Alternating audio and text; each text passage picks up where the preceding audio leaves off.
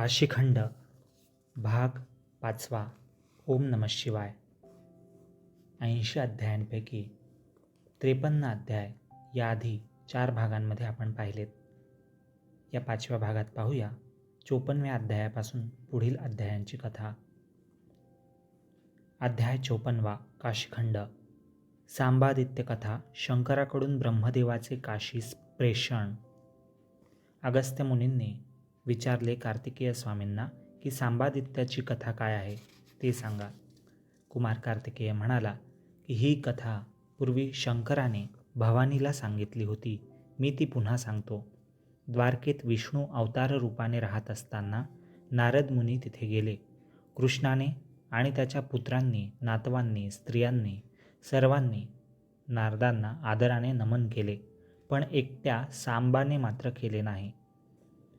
नारदाने ते लक्षात ठेवले.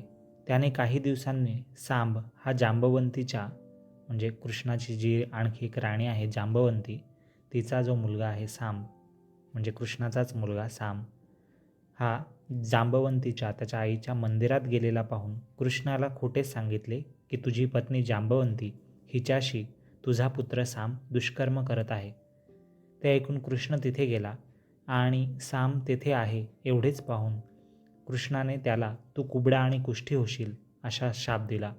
पण आज जाऊन प्रत्यक्ष पाहिले तेव्हा जांबवती पवित्रच आहे असे कृष्णाला दिसले. त्याला आपली चूक कळली. जांबवंती म्हणाली की व्यर्थ का बरं मुलाला असा शाप दिलात. कृष्णाने विचार केला आणि जाणले की हे कळ लाव्या नारदाचे काम आहे. कृष्णाने सांबाला सांगितले की तू आता लगेच काशीला जा, शंकराची आराधना कर, पुरश्चरण कर, त्याने तुझे कुबड आणि कोड जाईल. कृष्णाच्या सांगण्याप्रमाणे कृष्णाचा मुलगा सांब काशीला गेला. त्याचे सुंदर तरुण बलाढ्य शरीर कुरूप झाले होते. वंद्य नारदांना नमन न करण्याचा उद्धटपणा हेच त्याला कारण होते. तो काशीमध्ये गेला. मणिकर्णिकेमध्ये तो रोज स्नान करत असे. दक्षिण मानसास जो वैद्येश्वर आहे तेथे तो सांबादित्य म्हणून सूर्य आहे त्याचे पूजन करत असे. शंकराला कमळ वाहत असे. 5 रात्री जागरण करून त्याने पुढे पक्षव्रत, मासव्रत केली. शंकर सांबाला प्रसन्न झाला. त्याच्या शरीराचे व्यंग व्याधी नष्ट करून शंकराने सांबाला पुन्हा सुंदर केले. मग सांब पुन्हा द्वारकेला गेला. सांबादित्याचे नाव हे त्यामुळेच पडले. ही कथा श्रवण केल्यास व्याधी नष्ट होते, रोग नष्ट होतात. सांबादित्याचे दर्शन आणि यथाविधी पूजन केले तर अवलक्षणे नष्ट होतात. अंतःप्रदक्षिणेच्या भागात वृद्धादित्य आहे. त्याचे पूजन करणारा वृद्ध पुरुष पुन्हा तरुण होतो. असो, 12 आदित्यांचे आपापले महात्म्य आहे. आता मंदराचळाजवळ काशीविरहाने व्याकुळ झालेला शंकर राहत होता. ती कथा आपण पुढे ऐकूया. शंकराने आपल्या सेवकांना तिथे म्हटले की दिवोदास राजाला त्रास देण्यात 64 योगिनी आणि सूर्य काशीत जाऊन अयशस्वी झाले आहे. आता काशीत या कार्यासाठी कोण जाईल. तेव्हा ब्रह्मदेव म्हणाला की मी जातो, तुमची विरह व्यथा नाहीशी करतो. म्हणजे काशीपासून जे तुम्हाला दूर राहावं लागतंय, त्यामुळे जे तुम्हाला दुःख होतंय महादेवा शंकरा, ते मी तिथून दिवोदास राजाचं राज्य संपवून त्या दिवोदास राजाला त्या राज्यातून काढून जे सुखाने राज्य चाललेलं आहे, न्यायाने धर्माने वागतायत तिथे लोक आणि राजासुद्धा, तर तिथे मी काहीतरी असं करतो की जेणेकरून दिवोदास राजा निघून जाईल आणि मग तुम्हाला काशीला तुमच्या राज्यात परत जाता येईल. असं शंकराला ब्रह्मदेव आश्वासन देतो. शिवाने ब्रह्मदेवाला अनुज्ञा म्हणजे अनुमतीरूपी आज्ञा दिली, पण सांगितले की ब्रह्मदेवा, दिवोदासाच्या राज्यात कुठेही दोष मिळणार नाही, तू प्रयत्न करून पहा. ब्रह्मदेवाने शंकराला प्रदक्षिणा केली, वंदन केले, हंसारूढ झाला, हंसावर बसला आणि ब्रह्मदेव काशीकडे निघाला. त्याला पतित पावनी गंगा नदी दिसली. त्याला फारच आनंद झाला. ब्रह्मदेवाने गंगेला वंदन केले. आपला जन्म धन्य झाला. मंदाकिनीचे दर्शन म्हणजेच गंगेचे दर्शन झाले असे तो मनाशी म्हणू लागला. त्याने गंगेची स्तुती केली. मंदाकिनीचे ब्रह्मदेवाने सहस्त्र नामांनी म्हणजे 1000 नावांनी गंगेला स्तुती केली, स्तवन केले, पुष्पांजली वाहिली, फुलं वाहिली. तिथे स्नान करून ब्रह्मदेव हंसतीर्थ तिथे स्थापन केले. ब्रह्मदेवाने दर्भासनावर बसून गायत्री जप केला, वेदोच्चार केला, ब्रह्मेश्वर लिंग स्थापन केले आणि मग काशी नगरी त्याने अवलोकन केली, पाहिली. काशीला पाहून ब्रह्मदेव मनाशी म्हणाला की आहा, काय या काशीनगरीचे वैभव! माझ्यापेक्षा हा दिवोदास राजा गुणवंत आहे, बळवंत आहे. माझ्या सृष्टीत एकच सूर्यप्रकाश देतो. येथे तर घरोघरी सूर्यासारखे तेजस्वी लोक आहेत. वरुणदेव, वायुदेव, कुबेर, 60 संवत्सर सूर्य, चंद्र अशा अनेकांच्या सहकार्याने मी माझी सृष्टी चालवतो. पण हा दिवोदास राजा पहा, याने स्वतःच तपोबळाने सर्व कार्य करून राज्यात सर्वांना सुखी केले आहे. या ठिकाणी दोष दिसतच नाहीत. आता मी काय करावे, असा ब्रह्मदेव विचार करू लागतो. इति शुभम. ओम नमः शिवाय. अध्याय 55. दिवोदासाचे 10 अश्वमेध आणि ब्रह्माचा पराभव. काशीमध्ये ब्रह्मदेवाने प्रवेश केला. नगरातील सर्व शोभा पाहत पाहत तो दिवोदास राजाच्या प्रासादात म्हणजेच राजवाड्यात गेला. राजा उच्च सिंहासनावर बसलेला होता. जवळ मंत्री बसलेले होते. अनंग मोहिनी राणी जवळच बसली होती. ब्रह्मदेव येताच राजा उठला आणि पुढे गेला. अनंग मोहिनीसह त्याने विधात्याला म्हणजेच ब्रह्मदेवाला साष्टांग नमस्कार घातला. हाताने धरून आदराने त्याने विधात्याला ब्रह्मदेवाला सिंहासनावर बसवले. राणीने आणि राजा दिवोदासाने हात जोडून ब्रह्मदेवाला पुन्हा वंदन केले. आपण कुठे असता, काय कारणाने येथे येणे केले इत्यादी कुशल प्रश्नही विचारले. तेव्हा ब्रह्मदेव म्हणाला की मी सर्वत्र संचार करतो, फिरतो, एकाच ठिकाणी राहतो असं नाही. तुमची स्तुती सर्वत्र ऐकली. मोठा पुण्यश्लोक दानशूर राजा दिवोदास काशीचा अधिपती आहे असं मी सर्वत्र ऐकलं. माझ्या मनात काही संकल्प आहेत. तो संकल्प पूर्ण करणारा कल्पतरू तुम्हीच आहात. राजा दिवोदास म्हणाला की काय हेतू आहे तुमचा? ब्रह्मदेव म्हणाला की याग करावा, यज्ञ करावा असा हेतू आहे. राजा म्हणाला की अवश्य, मी आपली सर्व व्यवस्था करतो. विधाता ब्रह्मदेव म्हणाला की 5 यज्ञ करणार आहे मी. राजा म्हणाला की 10 करा, अश्वमेध करा. अश्व तयार आहेत. सप्तद्वीप पृथ्वीत तो संचार करेल. अश्व आणि समिधा कोणत्यात, किती तेही सांगावा. आणण्याची व्यवस्था आम्ही करतो. विधाता ब्रह्मदेव म्हणाला की राजा, बरे तर संकल्प सोड, म्हणजे संकल्प कर. राजाने हातात उदक पाणी घेऊन संकल्प सोडला, म्हणजे निश्चय केला की मी हे यज्ञयाग करणार आहे, अश्वमेध. विधाता ब्रह्मदेव मनात म्हणाला की ह्या राजाने 10 अश्वमेधांचा संकल्प केला आहे, पण समिधा अशा वृक्षांच्या मागतो की दिवोदासाच्या पृथ्वीवर त्या मिळणारच नाहीत. त्याने मग सर्व वृक्ष सत्यलोकात नेले ब्रह्मदेवाने आणि ते वृक्ष गुप्त झाले. नंतर राजाने मणिकर्णिकेजवळ यज्ञस्थान निश्चित केले. ब्रह्मदेव म्हणाला की समिधा हव्यात, त्या पृथ्वीवर मिळणार नाहीत. राजा म्हणाला की आपण नावे तर सांगा, कोणत्या वृक्षांच्या समिधा हव्यात यज्ञामध्ये. मग ब्रह्मदेवाने नावे सांगितली. हे राजा दिवोदास, या यज्ञासाठी चंदन, अगुरू, कमळ, नागवेल, पूगीफळ, हिरण्य, माणिके, वैदुर्य इत्यादी सर्व रत्ने, पट्टसूत्रे, कामधेनूचे दूध, गोधृत म्हणजे तूप, रंभाफळे, नारळ, नारिंग, खजूर, महाळुंग, रंगीत सुगंधी फुले, मृगाजिन, व्याघ्रांबर, अजाजिन, कस्तुरी, सोमरस, गोदंड, दर्भ, कुश, कपाले, उखळे, अजा, धेनू म्हणजे गायी आणि बकऱ्या, मुसळे, स्रुवा, स्रुचा, पंचकल्याणी अश्व, मेघ, महिष म्हणजे म्हशी, 18 धान्य, ऊस, पंचखाद्य, पुण्यतरूच्या समिधा या सर्व वस्तू हव्या आहेत. राजा दिवोदास विचार करू लागला की देवांनी तर त्याच्या भांडारातील आपापल्या अंशाची रत्ने आणि धातू गुप्त केले आहेत. विधात्या ब्रह्मदेवानेही सर्व वृक्ष गुप्त केलेत. पण दिवोदासाने प्रत्येक वस्तूचा आकार ब्रह्मदेवाकडून समजावून घेतला की कोणती वस्तू कशी आहे, कशी असते, कशी दिसते, तिचे गुण काय वगैरे ते जाणून घेतलं आणि मातीच्या तशा आकृती तयार करून घेतल्या आणि स्वतःच्या तपोबळाने प्रत्येक वस्तू, रत्न, समिधा, पदार्थ इत्यादी निर्माण केले. जे यज्ञामध्ये लागणाऱ्या गोष्टी होत्या अगदी हुबेहूब तशाच. मग राजा दिवोदास म्हणाला की काही न्यून कमी पडले तर मला सांगा, लागेल तेवढा खर्च करा. ब्रह्मदेवाने मग 10 अश्वमेध यज्ञ खरंच केले. कुठेच काही कमी पडलं नाही. राजाने यज्ञ संपल्यावर करायचे अवभृत स्नानही केले. ब्रह्मदेवाला वाटले की जे देवांना शक्य नाही ते राजाने केले. याच्या ठिकाणी दोषच सापडत नाही. आता शंकराजवळ मी कसा जाऊ? ही 4 तोंडे शंकराला कशी दाखवू? त्याचे कार्य तर विफळ झाले आहे आणि काशी सोडून जाण्यात तरी पुण्य कसले? हाय, मी फुकट गर्व केला. आता या यज्ञस्थानीच राहावे, काशी सोडून जाऊच नये, असं ब्रह्मदेवाने मनात विचार केला.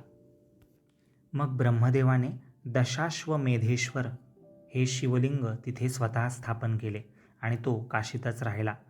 तो मनात म्हणाला की सदाशिव शंकर मंदर पर्वतावर राहतो, तो तरी खरा का? ती त्याची मायाच असेल. तो काशीतच गुप्तपणे राहत असणार. शंभूची माया आम्हाला कशी कळणार? झाडांची फुले फळे गुप्त असतात. ऋतू योग्य आला म्हणजेच ती दृश्य होतात, दिसतात. तसाच तो विश्वनाथ शिवशंकर येथे काशीतच असेल. योग्य वेळ येताच प्रकट होईल, असा पूर्ण विचार करून ब्रह्मदेव दशाश्वमेध या स्थानीच राहिला. तेथे त्याने जे शिवलिंग स्थापन केले आहे ते त्याचे पावनत्व अलौकिक आहे, म्हणजे भौतिक नाही, दिव्य आहे. तेथे पिंडदान करणाऱ्याला 10 अश्वमेध यज्ञ पूर्ण केल्याचे पुण्य मिळते. पितरांना कैलासात अमृतपान करता येईल. त्या लिंगाजवळच गंगास्नान करावे. पत्रपुष्पांनी पूजन करावे. पंचखाद्य अर्पण करावीत. 2 घटका जप करावा, याग करावा. त्यामुळे सायुज्य मुक्ती मिळेल, म्हणजे परमेश्वराच्या परब्रह्मतत्वाच्या अंतरात कायमस्वरूपी विलीन होता येईल, अशी मुक्ती मिळेल. येथे गंगापूजन केल्यास आणि अहोरात्र दिवसरात्र उपवास करून पारणं केल्यास त्याच्या वंशात कोणालाही राजाकडून बंदी केलं जाणार नाही. बंधनाचं भय राहत नाही. म्हणून गंगेला येथे बंदी देवी असे नाव पडले आहे, असं कार्तिक स्वामी ही कथा सांगताना शेवटी अगस्त्य मुनींना सांगतात. इति शुभम. ओम नमः शिवाय. अध्याय 56. अध्याय 56. शिवगणांचे काशीत आगमन आणि वास्तव्य, गोवाईला मुक्ती, विविध शिवलिंगे यांची कथा.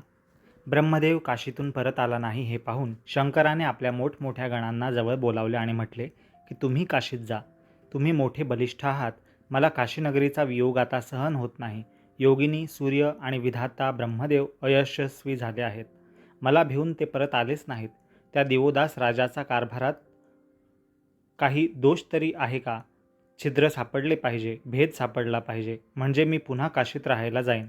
शंकराचे सगळे गण काशी नगरीकडे गेले. काशीचे त्यांनी जेव्हा दर्शन घेतले तेव्हा शंकराने आपल्याला कशाला इथे पाठवले हेच त्यांना आठवेना.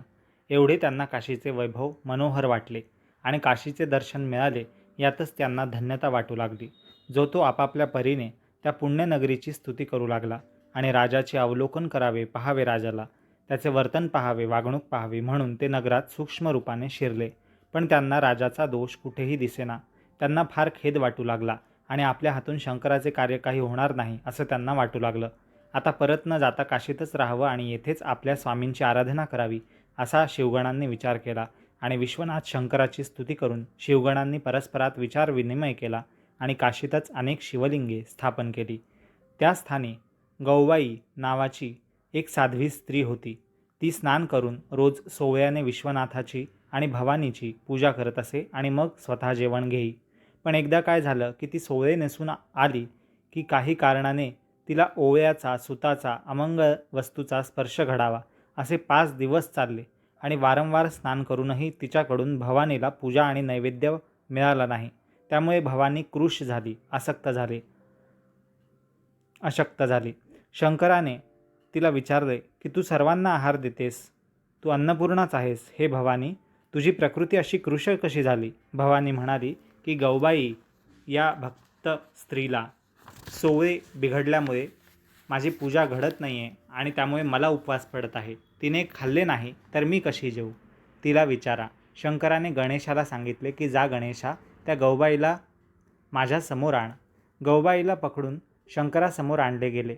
त्याने म्हटले की तुला नित्य ओळे व्हावे लागते, तू काशीत राहूच नकोस. गौबाई म्हणाली की मी दीन आहे आणि शंभू, तुम्ही आमच्यासारख्या दीनांचे, गरिबांचे नाथ आहात. मी दुसऱ्या कोणत्या गावी जावे? माझे नित्य आचरण मी बिनचूक करत आहे, त्याचे हेच फळ का? या गणेशाने मला ठोसे लगावून इथे आणले, हे बरे आहे का? शंकर म्हणाला की तुझ्या बोलण्याने माझे समाधान झाले. मी तुला वरदान देतो. दक्षिण मानस्थाने साक्षी गणेश आहे, त्याच्याजवळ तुझे स्थान असेल. काशीत येऊन जे तुझे दर्शन घेणार नाहीत त्यांची काशी यात्रा विफळ समजली जाईल. जे तुझे दर्शन घेऊन गणेशापुढे मस्तकाला हात लावून साक्ष देतील ते धन्य होतील. असे म्हणून शंकराने गौबाईला मुक्ती दिली आणि भवानीजवळच कायमसाठी स्थान दिलं.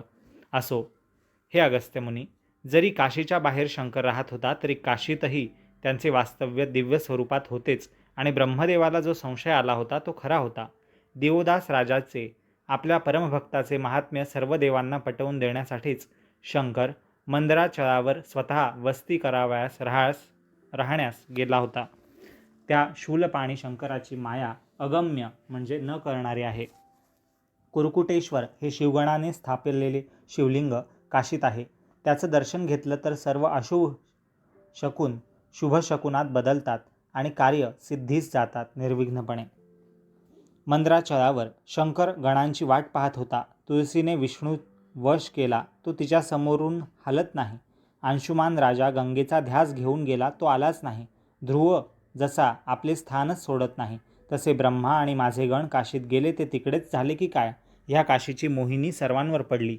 जो जातो तो तिथेच राहतो. दिवोदास राजाचे पुण्य अपार आहे. पतंग जसा दीपज्योतीकडे जातो तसे हे सर्वजण त्या नगरीकडे, काशीकडे गेले. आता काय करावे? मलाही काशीचा, त्या आनंदवनाचा, त्या गंगेचा, त्या पंचक्रोशीचा विरह फार तीव्रपणे जाणवतो.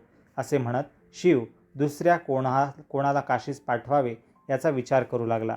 ह्या अलौकिक कथेच्या श्रवणाने, पठणाने जय मिळतो. काशीचे दर्शन घडते, विश्वनाथाचे दर्शन घडते, पूर्वजांना कैलास गती मिळते, स्वर्ग गंगेचे स्नान घडते आणि काशीत पंचलिंग स्थापना होऊन जन्मांतरी तो व्यक्ती काशीतच राहतो जन्मोजन्मी. इति शुभम. ओम नमः शिवाय.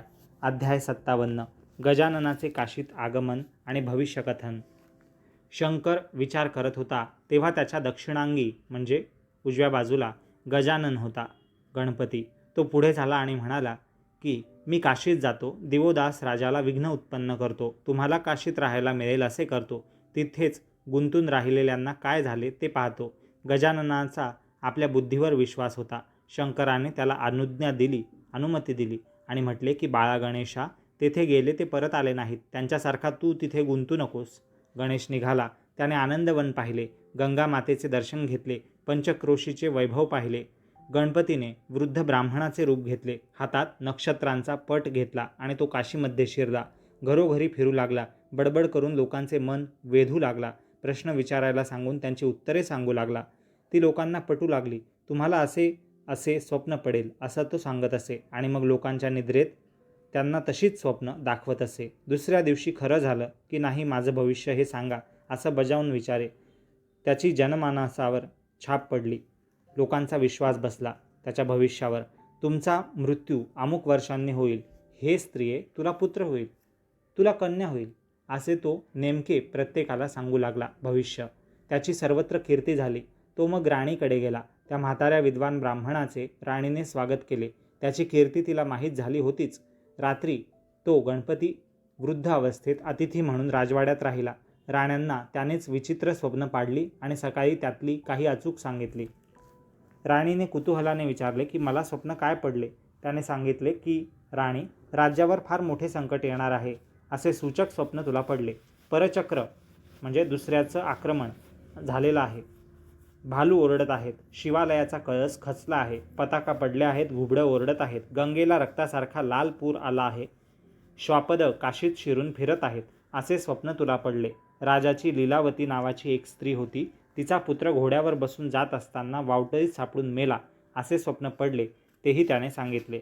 लीलावती राणीने एकांतात राजाजवळ त्या वेदज्ञ वृद्ध महाज्ञानी ब्राह्मणाची गोष्ट काढली. राजाने आनंदाने त्या भविष्य वक्त्या वृद्धाला म्हणजे गणपतीला राजदरबारात घेऊन येण्यास सांगितले. दुसऱ्या दिवशी काही राजांगणा त्या ब्राह्मणाकडे गेल्या. राजाने आपल्याला भेटीस बोलावले आहे असे त्यांनी सांगितले. गणेश राजाच्या या निरोपाची वाटच पाहत होता. तो राजाकडे गेला.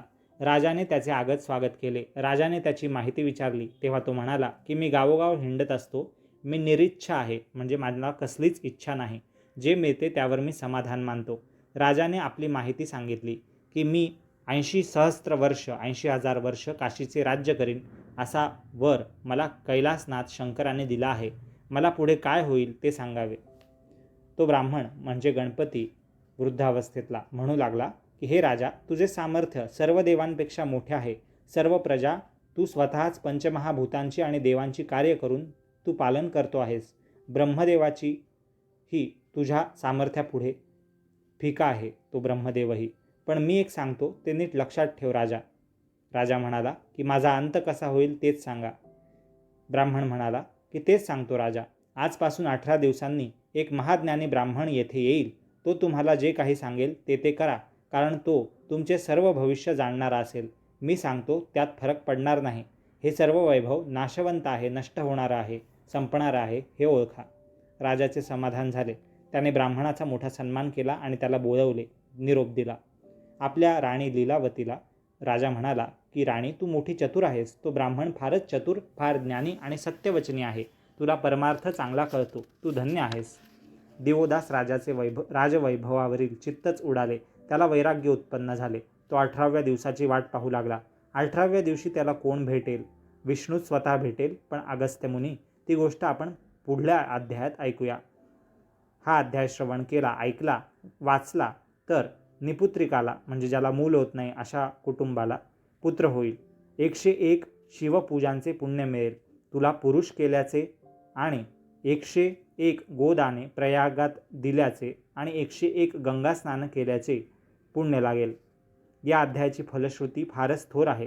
कृतांत युगात त्याला शरण येईल. कृतांत युगसुद्धा म्हणजे कलियुगसुद्धा या काशीखंडाच्या या अध्यायाला वाचणाऱ्याला शरण येईल. पृथ्वी प्रदक्षिणेचे पुण्य मिळेल अशा व्यक्तीला. अगस्त्य मुनी हे ऐकत असताना काशीनगरीतील आपल्या निवासाची आठवण काढून रडू लागले. कुमार कार्तिकेयाने गोष्ट सांगितल्यावर आणि समजूत घातल्यावर त्याची विरहव्यथा आणखी जणू वाढवली होती. इथे शुभम. ओम नमः शिवाय. अध्याय 58. विष्णूचे काशीत आगमन, दिवोदास राजाची वैकुंठात जाण्याची तयारी. या कथा. कुमार कार्तिकेय अगस्त्य मुनींना पुढे कथा सांगू लागला. कुमार कार्तिकेय म्हणाला की शंकराने विष्णूला बोलावले आणि त्याला म्हटले की हे चक्रपाणी विष्णू, गणेश काशीत गेला आहे. सर्व देव आनंदवनात गेले आहेत आणि ते तिथेच राहिले आहेत. त्यांची वार्ता बातमी कळतच नाही. हे विष्णू, तू माझ्या त्या निज सदनास माझ्या त्या घरी जा आणि पाहून ये. विष्णूने पाहिले की गणेशाने आपले कार्य साधले आहे, पूर्ण केले आहे. 18 दिवसांचा अवधी आहे. 18व्या दिवशी आपल्याला जावे लागेल आणि दिवोदास राजाकडून राज्य शंकराला परत करून दिवोदासाला वैकुंठात न्यावे लागेल.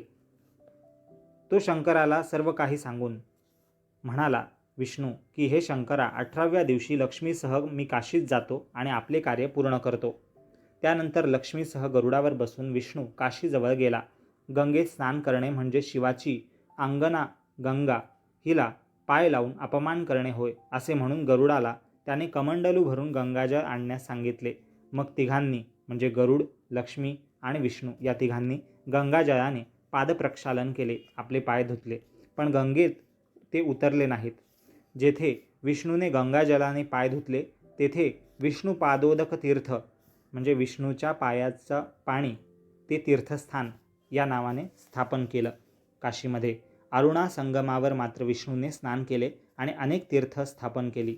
त्यानंतर लक्ष्मीने अत्यंत सुंदर अशा योगिनीचे सर्वांचे चित्त आकर्षून घेणारे रूप स्वतः धारण केले. गरुड हा तिचा शिष्य म्हणून बरोबर चालू लागला. त्यानेही मनुष्य रूप धारण केले होते गरुडाने. लक्ष्मी त्या योगिनीच्या रूपात घरोघरी आता काशीमध्ये फिरू लागली. सर्वांच्या मनात तिने कुविचारच प्रविष्ट केले, वाईट विचार. तिने सर्वांची मने मूढ केली, मूर्ख बनवली. कामविकार सर्वांच्या मनात तिने उत्पन्न केला. कोणाला मोहन, कोणाला वशीकरण, कोणाला उच्चाटन, जारण, मारण असे सारे विपरीतच तिने शिकवले. काहींना त्या योगमायेने देहातीत होण्याचाही योग शिकवला, म्हणजे देहाच्या पलीकडे आत्म्याला घेऊन जाण्याचाही योग शिकवला तिने. सर्व लोक आपले स्वभाव सोडून वेगवेगळेच काहीतरी करू लागले. तो दिवस 18वा होता. राजाने त्या ब्राह्मणाला बोलावले आणि विचारले की तुम्ही जे भविष्य सांगितले ते आज खरे होणार ना? गणेशाने अंतर्ज्ञानाने जाणले की विष्णू काशीत शिरला आहे आणि त्याने तेजस्वी पितांबरधारी ब्राह्मणाचे रूप घेतले आहे. सकाळची ती वेळ होती. सूर्योदय नुकताच झाला होता.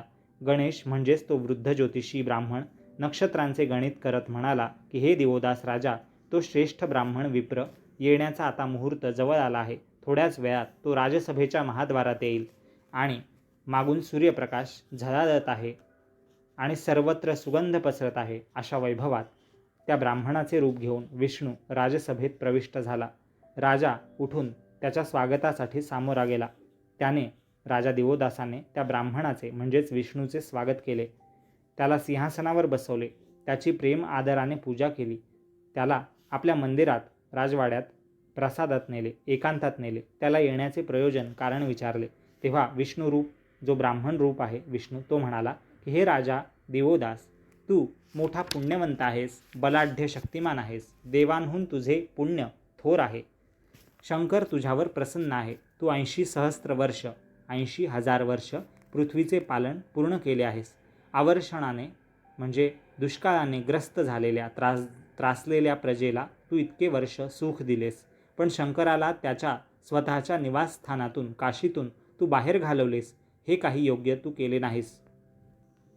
असं ऐकून राजाने त्या ब्राह्मणाचं खरं रूप ओळखलं. दिवोदास राजा म्हणाला की तुम्ही भगवान विष्णू आहात हे मी आता ओळखले आहे. माझे तप आज सफळ झाले. एवढी वर्ष राज्य करून वैकुंठनाथाचे मला इथेच दर्शन घडले. माझ्याकडून शिवद्रोह, शंकराचा अपमान घडला आहे. त्याला माझा काही उपाय आहे का? तुम्ही देव श्रेष्ठ आहात, सर्वश्रेष्ठ आहात. दधीची, उदार आणि तपस्वी, त्याचा तुम्ही प्राण घेतलात. हरिश्चंद्राला तुम्ही संकट भोगायला लावलीत. कोणाचेही तप तुम्हाला पाहवत नाही. सागराचा दोष नसूनही त्याला तुम्ही घुसळलाच समुद्रमंथनात. आता तुमची काय आज्ञा आहे ती सांगा. तेव्हा विष्णू म्हणाला की हे राजा दिवोदासा, तू आता वैकुंठाला चलावे, मंत्र्यांचा निरोप घ्यावा.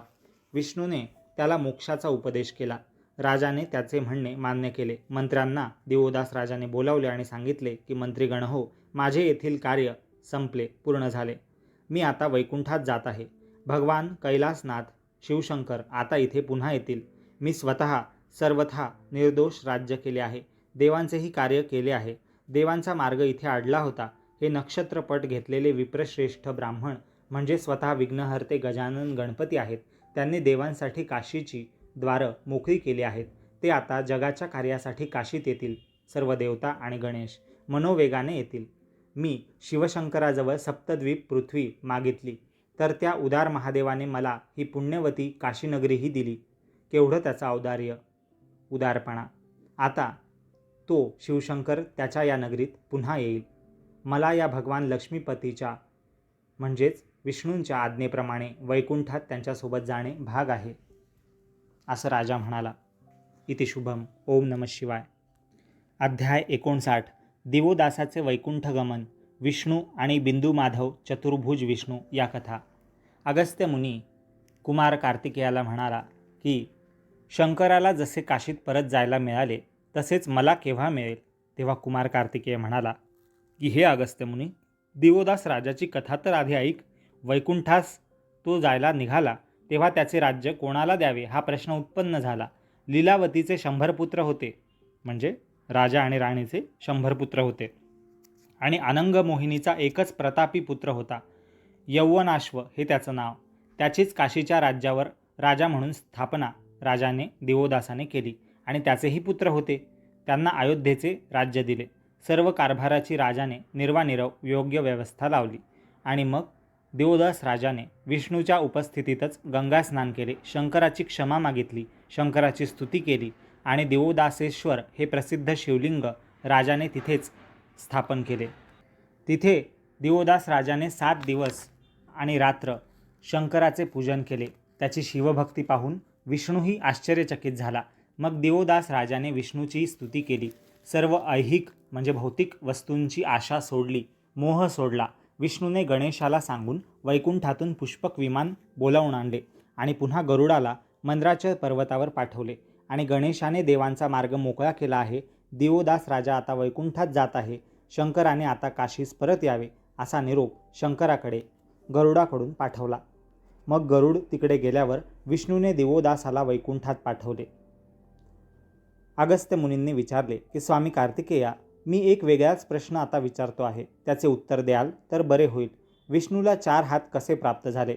तेव्हा कुमार कार्तिकेय म्हणाला की प्रश्नाचे उत्तर मी आता सांगतो, त्या कथेच्या ओघातच तुला मिळेल. देवदासाला वैकुंठाला पाठवले आणि विष्णू आणि गणेश एकांतात विचार करत बोलत बसले. तेव्हा विष्णू गणेशाला म्हणाला की दधीची ऋषींचा पुत्र अग्निबिंदू माझ्याच प्रसन्नतेसाठी गेली 80,000 वर्ष तपश्चर्या करत आहे. पंचगंगेच्या तीरावर तो बसला आहे. दधीची ऋषींचा मुलगा, दधीची ऋषी ज्यांच्या हाडापासून इंद्राचं वज्र बनलं होतं. मी लक्ष्मीसह तिथे जातो आणि त्याला तुमच्या बुद्धीने सुचवलेला वर देतो, असं विष्णू म्हणाला. गणेशाने विष्णूला संमती दिली. विष्णू पंचगंगेच्या तीरावर गेला. त्याने त्या ऋषीला दर्शन दिले. लक्ष्मीने विष्णूला म्हटले की या तपस्व्याला आश्वासन द्यावे. विष्णू त्या अग्निबिंदूला, दधीचीच्या मुलाला म्हणाला की हे अग्निबिंदू, मी तुझ्यावर प्रसन्न झालो आहे, तू वरदान माग. तेव्हा विष्णूला साष्टांग नमस्कार करून तो ऋषी अग्निबिंदू म्हणाला की हे देवा विष्णू, मला नित्य नेहमी वैकुंठात राहून तुझी सेवा करायला मिळावी. विष्णू म्हणाला की अरे महाभाग्यवंता, प्रत्यक्ष काशीमध्ये पंचगंगेजवळ मणिकर्णिका तीर्थाजवळ राहून तू तप केलेस आणि हे थोडेसे यक्कचित क्षुल्लक असं काय मागतोस? वैकुंठ, या तीर्थाचे महात्म्य वैकुंठाहून जास्त आहे. अरे माझ्यासारखे कोट्यावधी विष्णू पंचानन म्हणजे 5 तोंडांच्या शिवाच्या चरणाहून क्षुद्र आहेत. शंकराचे चरण शोधण्यास मी सप्तपाताळात गेलो. तेथे पाताळकंदाने मला जे ज्ञान दिले त्यामुळे माझा सगळा अभिमान गळून गेला आहे. या त्रैलोक्यात वाराणसी काशीसारखे पवित्र स्थानच दुसरे नाही. येथे किती तीर्थ आहेत. आहाहा, तुला मी आणखी काय वरदान देऊ? या मणिकर्णिकेत तिन्ही लोकातील म्हणजे स्वर्ग, पृथ्वी आणि पाताळ इथली सर्व तीर्थ रोज मध्यान्ही स्वतः स्नान करायला गुप्तरूपाने येतात.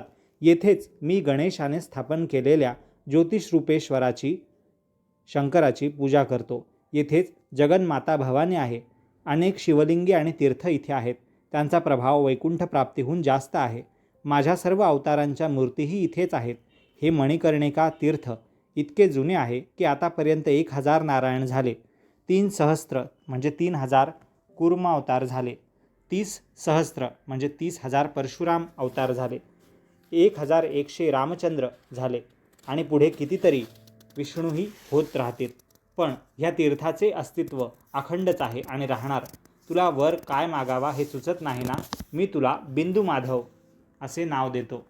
हे ये मला आलिंगन दे अग्निबिंदू. अग्निबिंदू पूर्णपणे विष्णुमय होऊन गेला. त्याने विष्णूला आलिंगन दिलं आणि त्याचा देह विलीन झाला. त्याचे 2 हात मात्र विष्णूला मिळाले आणि विष्णूला आता 4 हात एकूण प्राप्त झाले. भक्त आणि भगवान एक झाले. बिंदू माधव या नावाने पंचगंगेजवळ त्याची मूर्ती अजूनही आहे. या अध्यायाचे पठण आणि श्रवण केल्यास या तीर्थांची यात्रा केल्याचे पुण्य मिळेल. विष्णू सामिप्य म्हणजे विष्णूजवळ राहण्याचा अनुभव, ती मुक्ती, सामिप्य मुक्ती मिळेल आणि पुनर्जन्म टळेल. पूर्वजांना कैलासगती मिळेल.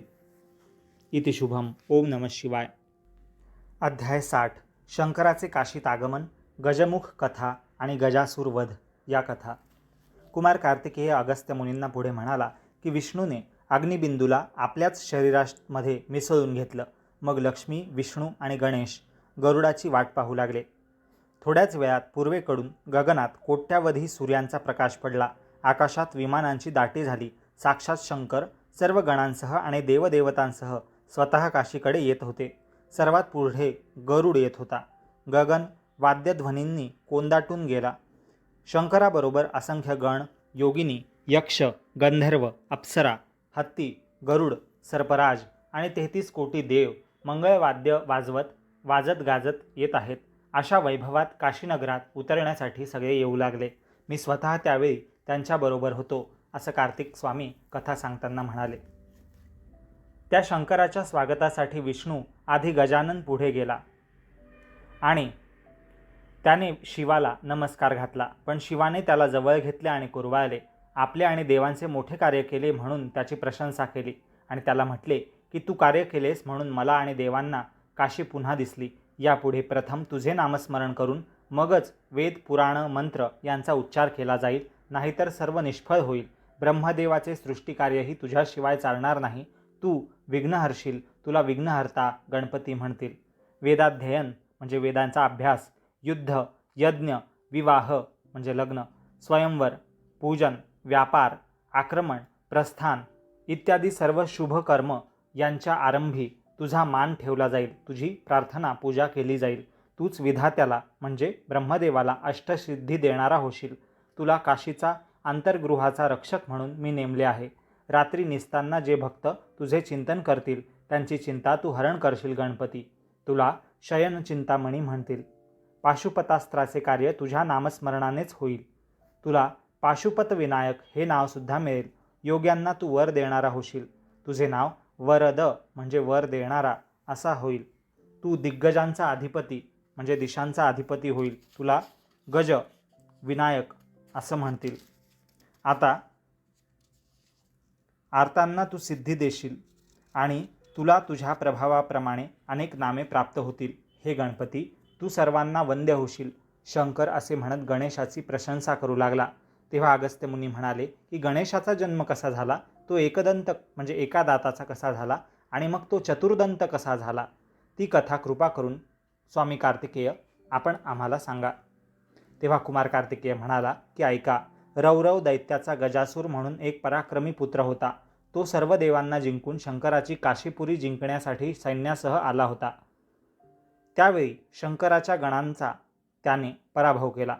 रौरव दैत्याने, गजासूर म्हणून जो पराक्रमी पुत्र होता रौरव दैत्याचा, त्याने, गजासुराने, ते दशदिशांना पळून गेले सगळे गण शंकराचे. आणि गजासुराजवळ युद्ध करील असा कोणी दिसेना. तेव्हा पार्वतीला आणि तिच्या सख्यांना काशीच्या अंतर्गृहात आतल्या भागात सुरक्षित ठेवून शंकर स्वतः गजासुराशी युद्ध करण्यासाठी नंदीवर आरूढ होऊन निघाला. 12 दिवस भयंकर संग्राम झाला. 13व्या दिवशी शंकराने आपला सुनाम नावाचा त्रिशूळ त्या राक्षसाच्या छातीवर मारला. त्याने त्याचे शरीर खाली पडले. राक्षसाचे ते शरीर त्रिशूळाच्या टोकाने शंकराने वर उचलले आणि ते शरीरच शंकराच्या मस्तकावर छत्रासारखे सावली करू लागले. शंकर त्याला म्हणाला की अरे गजासुरा, 13 दिवस झुंजलास पण तुला मी मारलंच. आता सांग, तुझ्या माझ्यात श्रेष्ठ कोण आहे? तो दैत्य मोठा चतुर होता. तो म्हणाला की मीच श्रेष्ठ आहे, कारण मी तुमच्या मस्तकावर आता छत्र झालो आहे. चंद्रापेक्षाही मी उंचावर आहे. जो तुमच्या कपाळावर डोक्यावर चंद्र आहे त्याच्यापेक्षाही मी उंच आहे. तुम्हीच मला धारण केले आहे. मी यासाठीच तप केले आणि मला हे सामर्थ्य मिळाले आहे. हे ऐकून शंकराचा राग मावळला. शंकर प्रसन्न झाला. त्या गजासूर दैत्याला शंकर म्हणाला की मी तुला काय वरदान देऊ? तेव्हा गजासूर म्हणाला की माझ्या चामड्याचे वस्त्र तुम्ही तुमच्या अंगाभोवती गुंडाळावे, त्यातच मला धन्यता वाटेल. माझे मस्तक तुमच्या गळ्यातील मस्तकांच्या माळेत मध्यभागी धारण करा, म्हणजे मी तुमच्याजवळ सदोदित नेहमी राहीन. शंकराने तथास्तु म्हटले आणि त्या दैत्याचे कातडे, गजासुराचे कातडे काढून आपल्या कटीभोवती, कमरेभोवती गुंडाळले शंकराने. गजचर्म म्हणजे गजासुराचे हत्तीचे चामडे. दैत्याचे मस्तक हत्तीसारखे होते. त्याने त्रिशूळ मारला तेव्हा त्या मस्तकाचा एक दात तुटला होता. ते मस्तक हातात धरून शंकराने काशीत प्रवेश केला. इकडे पार्वती आणि तिच्या सख्या सुरक्षितपणे क्रीडांमध्ये मन रमवत होत्या. गद्यपद्यनिधी नावाच्या सखीने पार्वतीला सुगंधी द्रव्यांची उटी लेपन लावलं होतं. त्या उटीचा तिने गोळा करून पार्वतीला दाखवला. पार्वतीने त्यात अमृतस्त्राव करून प्राणप्रेरणा केली त्या गोळ्यामध्ये उठण्याच्या. आणि तेवढ्यात काय झालं की तिथे सुंदर पुत्र उत्पन्न झाला. पार्वतीने त्याला सर्व शक्ती दिल्या. काशीचे रक्षण करण्यासाठी त्याची नेमणूक केली आणि शंकर त्या गजासुराचे मस्तक हातात धरून विजयी होऊन नंदीवर आरूढ होऊन काशीमध्ये शिरला. त्या पार्वतीच्या पुत्राने शंकराला अडवले की आपण काशीच्या बाहेर युद्धासाठी गेलो आणि तेवढ्यात हा दुसरा कोण दैत्य आत शिरला असं म्हणून शंकराने क्रोधाने त्या मुलावर त्रिशूळ फेकून मारला आणि त्याचे मस्तकही तोडून तेही गजासुराच्या मस्तकासह स्वतःच्या गळ्यात घातले. पुढे शंकर स्वतःच्या सदनात शिरला. पार्वतीने विचारले की तुम्ही काशीत प्रवेश कसा केलात? शंकराने आश्चर्यचकित होऊन विचारलं की का बरं? गजासुराला मी मारलं, त्याचं मस्तक गळ्यात धारण केलं आहे बघ. आत आलो तो तिथे दुसरा एक दैत्य युद्धाला उभा राहिला होता जो मला आत येऊ देत नव्हता. त्याला पण मी मारलं. हे बघ, त्याचं मस्तकही माझ्या गळ्यात मी घातलं आहे. ते पाहून पार्वती म्हणाली की अरे रे नाथ, घात झाला. हा तर आपलाच पुत्र. मी काशीच्या रक्षणासाठी सुगंधी उटीपासून उत्पन्न केला होता, त्याचाही घात झाला. शंकराला आता दया आली. मग शंकराने काय केले? गजासुराचे मस्तकच जे त्याच्या हातात होते ते त्या मुलाच्या मानेवर चिकटवले. तेव्हा तो जिवंत झाला आणि पार्वतीचे समाधान झाले. शंकराला वाटले की याचा आपण उगाच वध केला, आता याला आणखी 2 हात देऊन आपण भरपाई करावी. शंकराने मग त्या गजवदन म्हणजे हत्तीचा चेहरा असणाऱ्याला, मस्तक असणाऱ्या मुलाला, एकदंत पुत्राला 4 हात दिले आणि तो त्यामुळे चतुर्हस्त म्हणजे 4 हातांचा झाला. हाच गणेश, गणाधीश, विनायक होय. अगस्त्य मुनी, तो चतुर्दंत कसा झाला ती कथा पुढे ऐक, असं कार्तिक स्वामी म्हणाले. हरि ओम. अध्याय 61. गणेशाचे नृत्य. शिवाने गणेशाला सर्व देवात श्रेष्ठ केले आणि लिंगस्थापना यांच्या कथा. कुमार कार्तिकेय गोष्ट सांगताना पुढे म्हणाला अगस्त्य मुनींना की शिव शंकर मंदिराचं सोडून काशीला परत आला तेव्हा त्याने गणेशाला सर्व वरदानं देऊन श्रेष्ठत्व दिले. गणेशाला शंकराने आपली चंद्रकोर, नागभूषण, तृतीय नेत्र आदी सर्व लक्षणं दिली. त्यामुळे अत्यंत आनंदित होऊन गणेशाने नारद, यमराज, तुंबरू, सरस्वती, हनुमंत यांच्यासह शंकरासमोर सर्व राग आणि रागिण्या गायन करून सर्व प्रकारच्या नृत्याने शंकराला प्रसन्न केले. सरस्वती ही ब्रह्मदेवाची मानसकन्या. तिने काशीत तप केले. सरस्वती तेव्हा शंकराने सरस्वतीला श्री, पंचम, भैरव, मेघ, नट, वसंत हे 6 राग आणि 36 रागकन्या म्हणजेच रागिण्या दिल्या होत्या. गणेशासह सरस्वतीने ते सर्व प्रकट केले. शंकर प्रसन्न झाला आणि शंकराने गणेशाला चतुर्दंत केले म्हणजे 4 दातांचा, सर्व वेदांचा, पुराणांचा, मंत्रांचा, ज्ञानांचा, सिद्धींचा आणि विद्यांचा निधी केले निधी म्हणजे सागर किंवा खजिना असलेला केलं. शंकर काशीमध्ये आला त्यावेळी ब्रह्मदेव, सविता म्हणजे सूर्य, 64 योगिनी आपण शिवकार्य केले नाही म्हणून फारच लज्जित होऊन विष्णूला पुढे करून भीतच शंकराला सामोरे आल्या. विष्णूने शंकराला वंदन केले. देवांनी फारच मोठा जयघोष केला. शंकराने सर्वांना क्षमा केली. शंकराच्या आगमनाने त्रैलोक्यातील सर्व तीर्थ काशीमध्ये एकवटली. गोलोकाहून सर्व कामधेनू आल्या. गोलोक म्हणजे कृष्ण, राधाकृष्णाचं नित्य स्थान. आणि सर्वांनी भक्तिभावाने त्यावेळी काशीमध्ये अनेक शिवलिंग स्थापन केले, पूजाव्रत केली, अनेक तीर्थ स्थापन केली. वृषभध्वज तीर्थ म्हणजेच शंकर येताच काशीत जेथे प्रथम थांबले ते स्थळ होय. काशीमध्ये त्यावेळी कामधेनूंच्या खुरांनी जेथे भूमी दबली तेथेही खुरकर्तरीश्वर हे शिवलिंग प्रकट झालं. हे अगस्त्यमुनी, त्या वाराणसीच्या काशीच्या स्मरणानेही आठवणीनेही महादोषांचे निरसन होते, संपतात महादोष, असं लाभ सांगताना कुमार कार्तिकेय म्हणाले. इति शुभम. ओम नमः शिवाय. अध्याय 62. शंकराचे काशीत आगमन, विश्वकर्म्याची गोष्ट. अगस्त्य मुनी म्हणाले की कार्तिक स्वामी, खरंच, पण मला मात्र काशीत पुन्हा जाण्याचा योग अजून येत नाही. बेडकाला कमळाची प्राप्ती नसावी, कावळ्याला चांदणं जसं अप्राप्त आहे तसं माझे झाले आहे. काशीमध्ये शिवप्रवेश झाला तेव्हा कितीतरी ऋषी त्याच्या बरोबर गेले होते ना, आणि प्रत्यक्ष काशीतही पुष्कळ ऋषी आणि ब्राह्मण असतीलच, ते शंकराला सामोरे गेले असतील. तेव्हा कुमार कार्तिकेय म्हणाला की होय, काशीमध्ये जेवढी तीर्थ होती तेथून लक्षावधी म्हणजे लाखो आणि सहस्त्रावधी हजारो ब्राह्मण शंकराला सामोरे आले स्वागतासाठी. दिवोदास राजाच्या राज्यात असलेले सर्व ब्राह्मण जरी सुखी होते तरी शंकराचे पुन्हा काशीमध्ये येणे घडावे म्हणून ते पिढ्यानपिढ्या व्रत करत होते. सर्व साधू ऋषी. शंकराने त्या सर्वांना दर्शन दिले आणि अभय दिले, त्यांची भीती घालवली.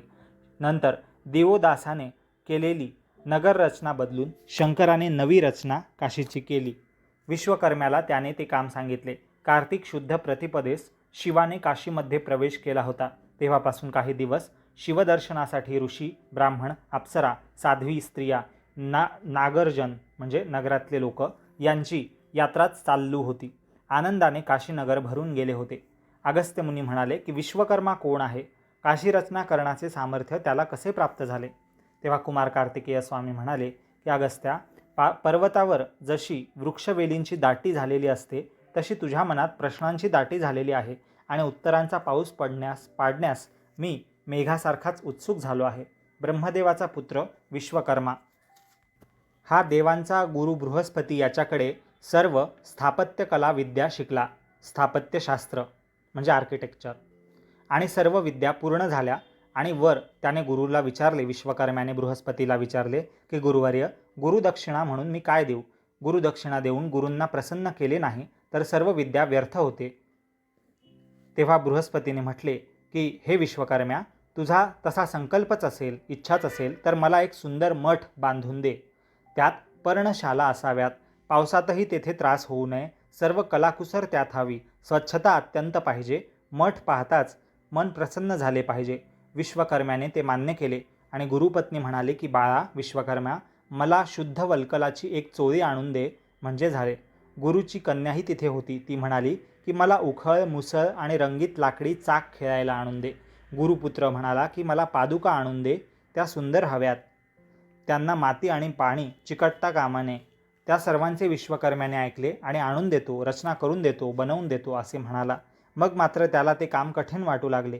त्याच्या कलेची ती साधी कसोटी होती, परीक्षा होती. पण हे काम कसे जमणार अशी त्याला आता चिंता पडली. ज्याने त्याने मागितले ते काही चुकीचे नव्हते असे मनाशी म्हणून तो आता विचार करू लागला की हे कसं करावं. इति शुभम. अध्याय 63. विश्वकर्मेश्वर, वीरेश्वर, मित्रजित आणि मलयगंधिनी यांच्या कथा. विश्वकर्मा जो स्थापत्य शास्त्रज्ञ आहे तो असा चिंता करत होता की गुरुदक्षिणा कशी बनवून द्यावी. तोच त्याला दुरून एक तपस्वी येताना दिसला. तेव्हा त्याला मोठी आशा उत्पन्न झाली. तो तपस्वी जवळ येताच विश्वकर्म्याने त्याला नमस्कार करून आपली चिंता सांगितली. तो तपस्वी म्हणाला की विश्वकर्मा, तू व्यर्थ का काळजी करतोस? काशी येथे जाऊन विश्वनाथ शंकराला तू शरण जा, त्याची भक्ती कर, तेथे सर्व काही ठीक होईल. चल, मीही येतो. आणि तो तपस्वी त्याला घेऊन काशीला गेला. विश्वकर्म्याने तेथे विश्वकर्मेश्वर शिवलिंग स्थापन केले आणि शंकराची आराधना केली. शंकर प्रसन्न झाला. विश्वकर्म्याने त्याची स्तुती केली. शंकराने त्याची सर्व विद्या सुफळ केली, म्हणजे त्याचे चांगले परिणाम त्याला दिले. त्याला सृष्टी निर्माण करण्याचे सामर्थ्य विश्वकर्म्याला शंकराने दिले. गुरुदक्षिणा म्हणून ज्या वस्तू द्यावयाच्या आणि जो मठ बांधावयाचा होता त्याचेही सामर्थ्य शंकराने विश्वकर्म्याला वरदानात दिले. नंतर विश्वकर्मा म्हणाला की जसे आपण मला अभय दिले तसेच मी स्थापन केलेल्या शिवलिंगाची पूजा करणाऱ्याला असावे, हेच वरदान मला तुम्ही द्यावे. शंकराने तथास्तु म्हटले आणि आता तू बृहस्पती या तुझ्या गुरुला प्रिय आहेस, ते सर्व दे आणि नंतर मी सांगेन तेव्हा काशीनगरीच्या रचनेसाठी तू ये, असं सांगून विश्वकर्म्याला स्वर्गात पाठवले गुरूंकडे. त्यानंतर जेव्हा काशीनगरीत शंकर पुन्हा आला तेव्हा विश्वकर्म्याला त्याने बोलावून घेतले आणि आता दिवोदासाच्या नगररचनेपेक्षा वेगळ्या प्रकारे अधिकच सुंदर काशीची नगररचना करून घेतली विश्वकर्म्याकडून. अगस्त्य मुनींनी तेव्हा विचारले कार्तिकेय स्वामींना की वीरेश्वर लिंगाची मूळ कथा काय आहे, मला सांगाल का? तेव्हा कुमार कार्तिकेय म्हणाला की वीरेश्वर लिंग एकटेच नाही, त्यासह एकंदर 14 शिवलिंग तिथे आहेत. मी लहान होतो तेव्हा दाक्षायणीने हाच प्रश्न शंकराला विचारला होता, म्हणजे दक्षपुत्रीने म्हणजेच पार्वतीने, आणि त्याने जी कथा सांगितली होती तीच मी सांगतो. पृथ्वीवर मित्रजित नावाचा राजा राज्य करत होता. तो मोठा दक्ष आणि धार्मिक, प्रजापालक आणि न्यायी, पराक्रमी होता. त्या मित्रजित राजाकडे एकदा नारद आले. नारदांचे स्वागत करून राजा मित्रजित त्यांना काही प्रश्न विचारणार तोच ते नारद स्वतः म्हणाले की राजा, मी तुला एक अद्भुत कथा सांगतो. मी सर्वत्र संचार करत फिरत असताना गंधमादन नावाच्या पर्वतावर गेलो. त्या पर्वतावर विद्याधर राजा राज्य करत आहे. त्याची मलयगंधिनी नावाची एक सुंदर कन्या आहे, मुलगी आहे. कपालकेत राक्षसाचा पुत्र कंकालकेतू याने तिला पळवून पाताळात नेली आहे. ती दुःख करत आहे. भवानीने तिला असा वरदान दिलं आहे की वैशाख शुद्ध तृतीयेला तिचे तुझ्याजवळ लग्न होईल, तुझ्याशी. तेव्हापासून तिने तुझा ध्यास घेतला आहे, हे मित्रजित राजा. पण मध्येच तो राक्षस तिला घेऊन गेला आणि भोगावती नदीच्या तीरी म्हणजे गंगेच्या पाताळातल्या रूपाच्या तीरावर चंपावती नगरात तो राक्षस राहतो. पाताळात तेथे काळाचा प्रवेश होत नाही. हे राजा मित्रजित, तू तिला तात्काळ सोडवून आण, मलयगंधिनी या राजकन्येला. पण त्यासाठी तू शिवनामाचा सतत जप करत मग पाताळात जा. नारदांचा हा संदेश ऐकून राजा मित्रजित त्यांना वंदन करून तात्काळ निघाला आणि पाताळात चंपावती नगरात गेला. तो तोंडाने सतत ओम नमः शिवाय, ओम नमः शिवाय असं म्हणत होता. कंकालकेतू सदनाच्या बाहेर गेला होता. त्यावेळी राजाने ती सुंदर कन्या पाहिली, मलयगंधिनी.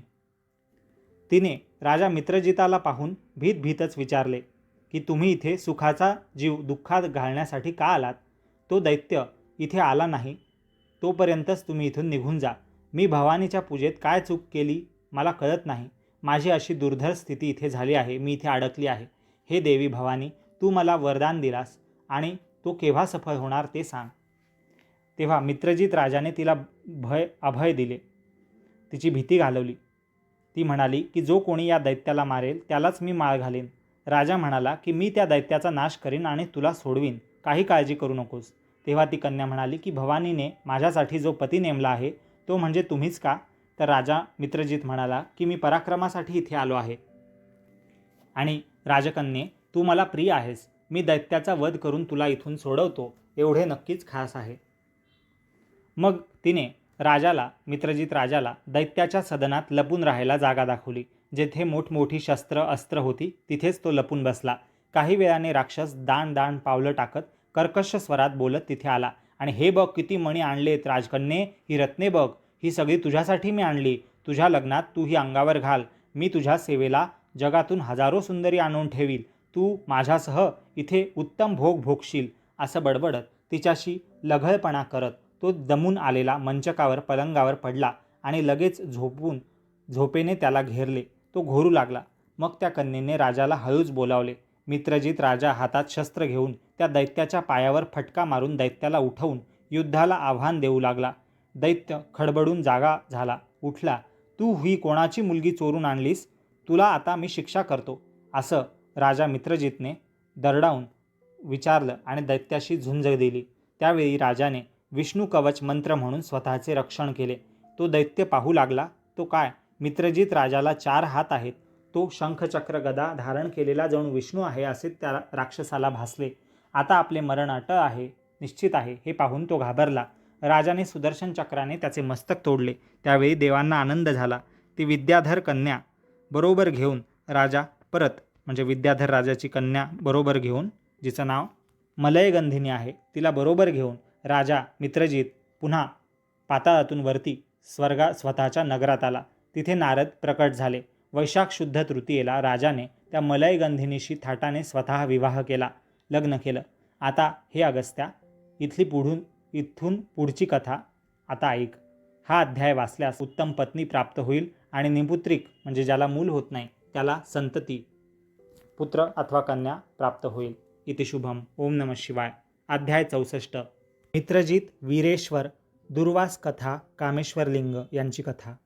कुमार कार्तिकेय अगस्त्य मुनींना पुढे म्हणाला की मित्रजित राजा आणि मलयगंधिनी यांना पुत्र संतान झाले नाही.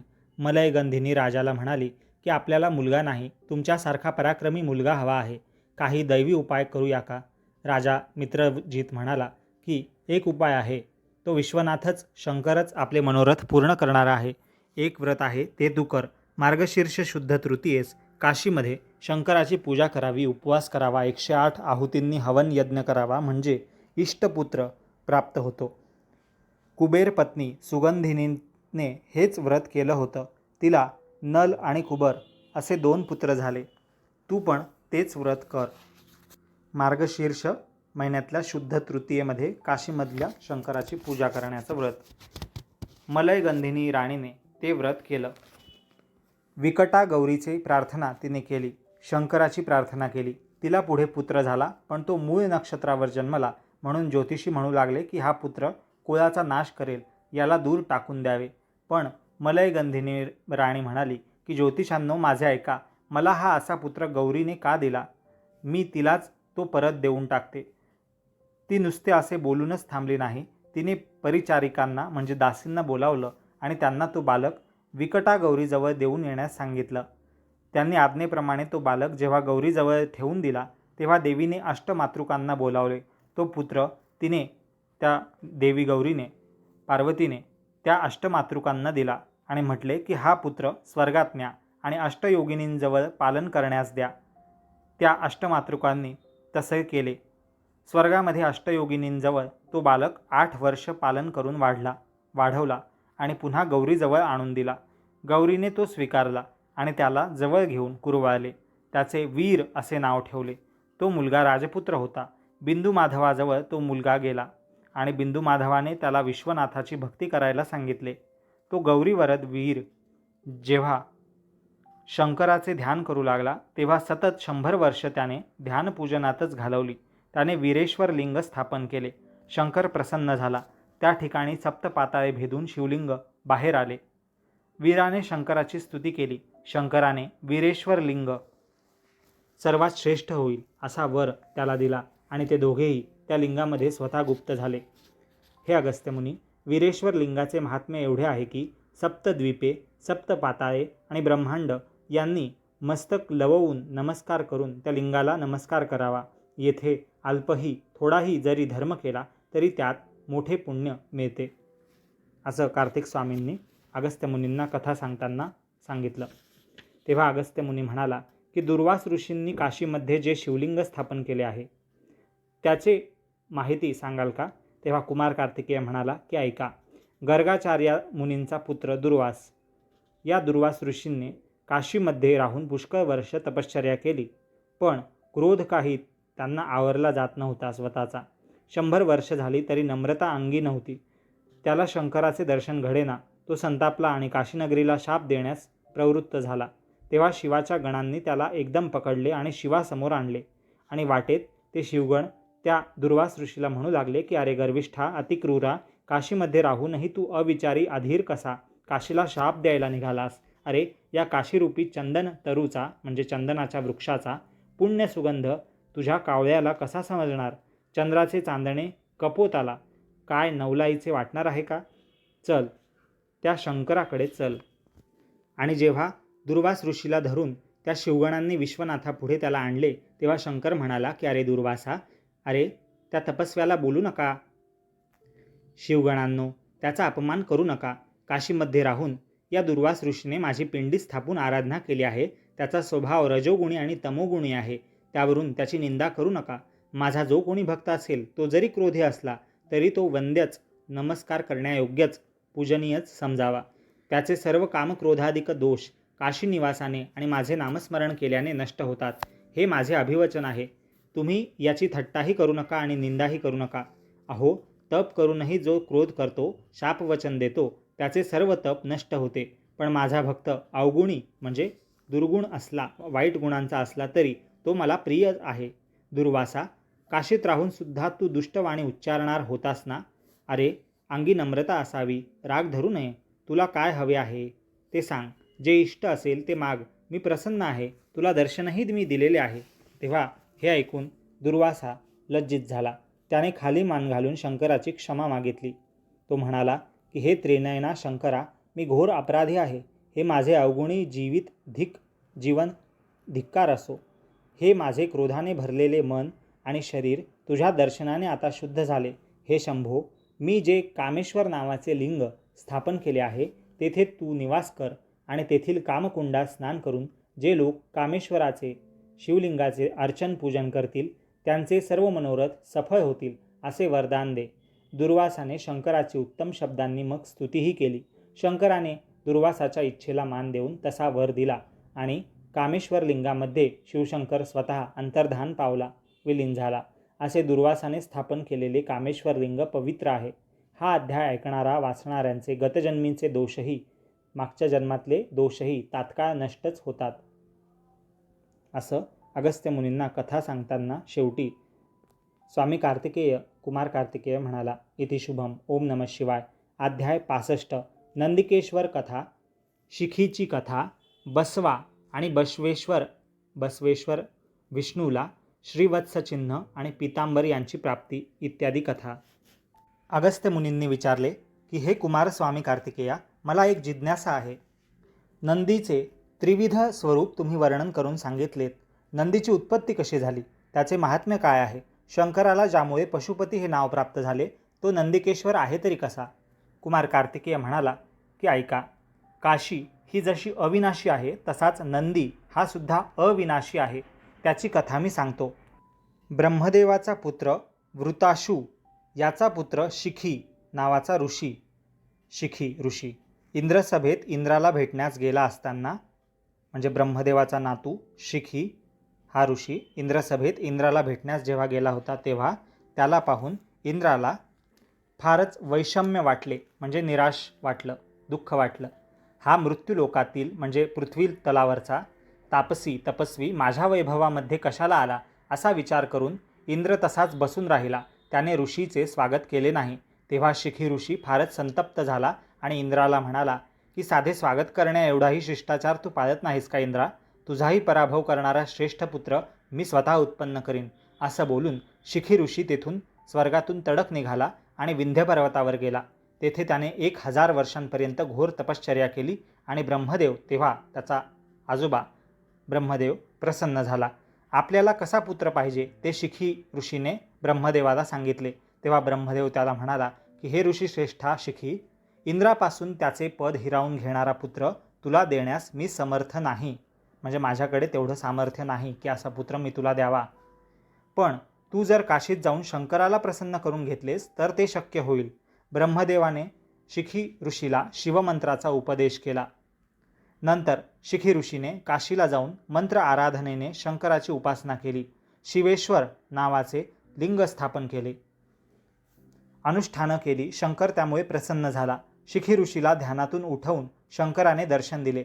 शंकराचे दर्शन होताच शिखी ऋषीने त्याचे गंगाजळाने पूजन केले आणि त्याची नामस्तोत्र गायली. शिवाने शिखी ऋषीचे मनोगत इच्छा जाणून त्याला वरुण, वायू, अग्नी या 3 देवतांची शक्ती आपल्या तृतीय नेत्रातून प्रकट करून बसवा हा 3 अक्षरी मंत्र त्याला सांगितला. बसवा. आणि तो मंत्र म्हणून जपून तुला इष्ट असा पुत्र, तुला पाहिजे तसा पुत्र प्राप्त होईल. म्हणजे ब्रह्मा किंवा वरुण, सकार म्हणजे सदाशिव किंवा अग्नी आणि वकार म्हणजे विष्णू किंवा वायू. बसव. तुझ्या मस्तकातून पराक्रमी पुत्र जन्म घेईल असं शंकराने वरदान दिलं शिखी ऋषींना. शिखी ऋषीने तो मंत्र जपण्यास, जो शंकरांनी दिला होता बसवा हा 3 अक्षरी मंत्र जपण्यास मानस सरोवराजवळ बसून प्रारंभ केला.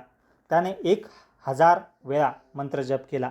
त्यावेळी त्याच्या शिखेतून म्हणजे शेंडीतून एक अद्भुत बालक मस्तकातून उत्पन्न झाला.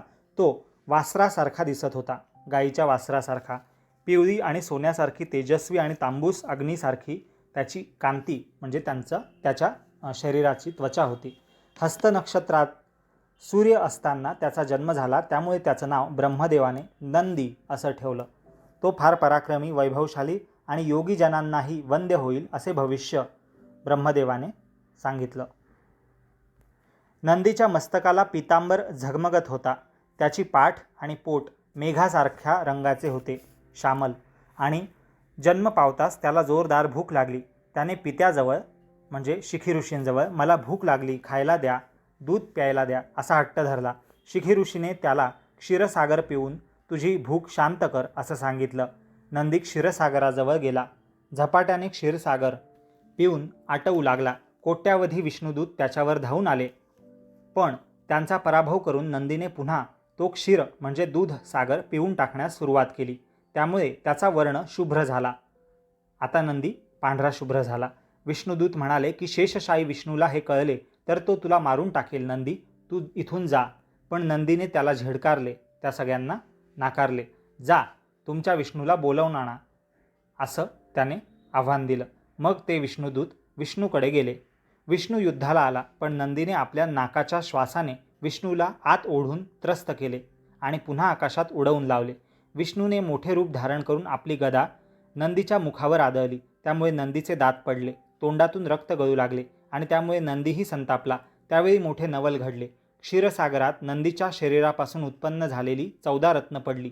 पुढे सागर मंथन करून जी 14 रत्न देवदैत्यांनी काढली ती रत्न अशी निर्माण झाली. अगस्त्य मुनी म्हणाला की हे स्कंदस्वामी कार्तिकेया, ती रत्न कशी निर्माण झाली तेही सांगावं. कुमार कार्तिकेय म्हणाला की ऐका. नंदीच्या मुखातून लक्ष्मी उत्पन्न झाली. दक्षिण हस्तातून ऐरावत हा हत्ती उत्पन्न झाला. पायातून उच्चैश्रवा हा घोडा अश्व उत्पन्न झाला. नंदीच्या पुच्छ म्हणजे शेपूट झाडल्यामुळे कल्पतरू कल्पवृक्ष उत्पन्न झाला. नंदीच्या हृदयापासून चंद्र उत्पन्न झाला. नेत्रातून कौस्तुभमणी उत्पन्न झाला. अवदशा डाव्या हातापासून उत्पन्न झाल्या आणि शिंगापासून शंकराचे त्रिपुरवधाचे धनुष्य उत्पन्न झाले. आणि नंदीच्या नाकातून धन्वंतरी म्हणजे देवांचा वैद्य हा विष्णूचाच एक अवतार उत्पन्न झाला. जिव्हाग्रापासून म्हणजे जिभेच्या समोरील टोकापासून अमृत उत्पन्न झालं आणि लिंगापासून कामधेनू उत्पन्न झाली. स्वेद म्हणजे घामापासून मदिरा म्हणजे मद्य उत्पन्न झालं आणि नंदीच्या तोंडाच्या फेसापासून हळाहळ विष उत्पन्न झालं. डाव्या चरणापासून अप्सरागण उत्पन्न झालेत आणि दातापासून देवदत्त हा शंख उत्पन्न झाला आणि नंदीच्या तोंडातून पडलेल्या रक्तापासून सागरातील नाना जलचर प्राणी निर्माण झाले. असे 14 रत्न त्या क्षीरसागरात उत्पन्न झाले नंदीपासून आणि प्राणीसुद्धा, जलचर प्राणीसुद्धा उत्पन्न झाले. विष्णूवर नंदी धावून गेला. विष्णूने मल्लयुद्ध म्हणजे कुस्ती प्रारंभ केली. तेव्हा नंदीने भयंकर गर्जना करून आपला सर्व जोर एकवटून विष्णूच्या छातीवर पायाचा आघात केला. विष्णू सागरातच पडला. त्याचे सेवक विष्णुदूत भिवून पळू लागले. सागराचे शरीर आंदोलित झाले. विष्णूचे आणि नंदीचे हे युद्ध 1060 वर्ष चालले होते. विष्णू थकून पराभूत झाला. त्याने नंदीला वंदन केले, त्याची स्तुती केली, त्याचे नाव आणि जन्म विचारला. नंदीने आपण बसवा नावाचा आणि शिखी ऋषींचा पुत्र असून शंकराच्या वरदानाने इंद्रालाही पराभूत करणारा आपण नंदी आहोत असं सांगितलं. तेव्हा दोघांनी युद्ध थांबवलं. विष्णू म्हणाला की नंदिकेश्वरा, तुझ्या रक्तबीजापासून आणि देहापासून रत्न निर्माण होतील. माझ्यावर तू कृपा कर. माझ्यामुळे तुला युद्ध करावे लागले. तुझ्या चरणाची खूण माझ्या छातीवर आहे, ती तशीच राहो. तुझ्या मुखी लक्ष्मी म्हणजेच श्री आहे आणि तू वत्सरूप आहेस, म्हणून तुला श्रीवत्स म्हणतील आणि तुझे श्रीवत्स चिन्ह माझ्या हृदयस्थानी तुझी पायाचे खूण माझ्या छातीवर असल्यामुळे मी दैत्यांचा वध करू शकेन असे वरदान हे नंदी तू मला या विष्णूला द्यावे. नंदी प्रसन्न झाला आणि म्हणाला, हे विष्णुदेवा, तू आणखी काय हवे ते माग. तेव्हा तो नारायण म्हणाला की तुझ्या शिंगावर गुंडाळलेले पीतवस्त्र, पिवळे रंगाचे वस्त्र जे आहे ते मला धारण करण्यास द्यावे. नंदीने ते पीतांबर विष्णूला दिले. तेव्हापासून विष्णूला श्रीवत्स चिन्ह आणि पीतांबर यांची प्राप्ती झाली. विष्णूला आश्वासन देऊन नंदी शुभ्रवर्णाचा होऊन शिखी ऋषींजवळ आपल्या पित्याकडे पुन्हा गेला. नंदी पुढे अमरपदास कसा गेला तेही ऐक. कुमार कार्तिकेय ही गोष्ट म्हणून म्हणाला. अगस्त्य मुनी एकचित्त होऊन श्रवण करीत होते. इति शुभम. ओम नमः शिवाय. अध्याय 66. नंदीचा देवांवर आणि शंकरावर विजय, नंदी शंकराचे वाहन आणि नंदीला वरदान इत्यादी कथा. नंदी आपल्या पित्या शिखी ऋषींजवळ आला. पुत्राला पाहून शिखी ऋषींना आनंद वाटला. नंदीने त्याला म्हटले की तात बाबा, मी क्षीरसागर पीत होतो, पण विष्णूने मला अडवले. त्याच्याशी मी युद्ध केलं आणि त्याला शरण आणलं, पण माझे दात युद्धात पडले. विष्णूशी लढताना माझी भूक मात्र तशीच राहिली. मला आता झाडांची पानं तरी खायला द्यावीत. शिखी ऋषी म्हणाला की भूक लागली आहे का तुला? बाळा, असे कर, नंदी तू अमरपुरीस जा. तेथे खांडव वन आहे, त्यात असंख्य दिव्य वनस्पती आहे. त्या वनातील फुलांनी इंद्र शंकराची पूजा करत असतो. तू तिथे जा आणि तुझी भूक भागव. नंदी निघाला. मेरू पर्वताच्या पायथ्याला ते दिव्य वन होते. 100 योजन उंचावर सहस्त्र योजन इतका लांबलचक विस्तार त्या पर्वतावर त्या वनाचा होता आणि गंगेच्या 16व्या अंशाने तेथे वृक्षांना जीवन मिळत होते. उत्तरेकडून आत जायला मार्ग होता, पण नंदीने दक्षिणेकडील तटबंदी फोडली. तो आत गेला. त्याने आपल्या शिंगांनी कितीतरी वृक्ष त्या दिव्यवनातले खांडववनातले वृक्ष उन्मळवून पाडले. तो विध्वंस जास्त करत होता आणि पाने खात होता, ती मात्र त्या मानाने कमीच होती. नंदीने फारच नाश केला ते पाहून वनाचे राखणदार धावून आले. त्याच्यावर ते मोठमोठे दगड आणि पाषाण वृक्षाचे बुंधे खोड फेकू लागले. पण नंदीने त्या रक्षकांना आपल्या डुरखणीनेच मारून फेकून दिले. त्याच्या पुढे कोणाचा टिकाव लागत नव्हता. तेव्हा रक्षक इंद्राकडे धावत गेले. सारा प्रकार त्याला सांगितला. इंद्र देवांचे फार मोठे सैन्य घेऊन नंदीवर चालून आला. त्याच्यावर देव नाना प्रकारची शस्त्र आणि अस्त्र मारू लागली, पण नंदीवर त्यांचा काहीच परिणाम होईना. नंदीने नाकातून एवढा जोराचा निश्वास टाकला की सर्व देव उडून गेले. इंद्राने आपले वज्र त्याच्यावर शेवटी मारले, पण तेव्हा तो क्षणभर मूर्छित पडला, बेशुद्ध पडला नंदी. पण पुन्हा उठून त्याने क्रोधाने एकदम इंद्राला आपल्या शेपटाचा प्रचंड तडाखा हाणला. इंद्र त्या शेपटीच्या फटक्याने उडाला. तो एकदम कैलासावर शंकराच्या पुढेच जाऊन इंद्र आदळला. इंद्राच्या पडण्यामुळे मोठा ध्वनी कैलासामध्ये स्वर्गभर दुमदुमला. सुवर्णाचल पर्वत हादरला. ब्रह्मांड थरथरले. शंकर स्तब्ध झाला. शिवगण घाबरून काय झाले म्हणून पाहतात तो इंद्र पडलेला दिसला. इकडे नंदी इंद्रपदावर जाऊन स्वतः बसला. ऋषींनी जय जयकार केला. नंदीने नवी सृष्टी, नवे सिंहासन, नवी इंद्रसभा, नवी रत्न निर्माण केली. नंदीच्या पित्याला शिखी ऋषीला आपला पुत्र इंद्राचा पराभव करून इंद्रपदावर बसला आहे हे पाहून फारच आनंद झाला. शिवाच्या गणांनी तिकडे कैलासावर इंद्राला उपचार करून शुद्धीवर आणले आणि शंकरासमोर पुन्हा नेले. त्यावेळी शंकर म्हणाला की हे इंद्रा, हे काय झालं तुला? इंद्राने आपल्या आणि वत्सरूपी नंदीच्या युद्धाची आणि आपल्या पराभवाची सारी कथा सांगितली. तेव्हा शंकर सर्व शस्त्रास्त्र घेऊन अग्नीने दिलेल्या रथावर बसून प्रचंड सेनेसह स्वतः नंदीवर युद्धासाठी धावून गेला. शंकराच्या शंखाचा घोष ऐकून नंदीही तिकडे शंकरावर युद्धासाठी धावून आला आणि शिवगणांची नंदीने त्रेधा तिरपीट उडवली. अनेक देवांची तर त्याने दाणादाण उडवली. शंकराने नंदीला आव्हान केले. भराभर बाण मारू लागला शंकर, पण नंदीने सर्व बाण व्यर्थ केले. त्रिशूळासह सर्व शस्त्र आणि मंत्रांसह सर्व अस्त्र बोथट केली.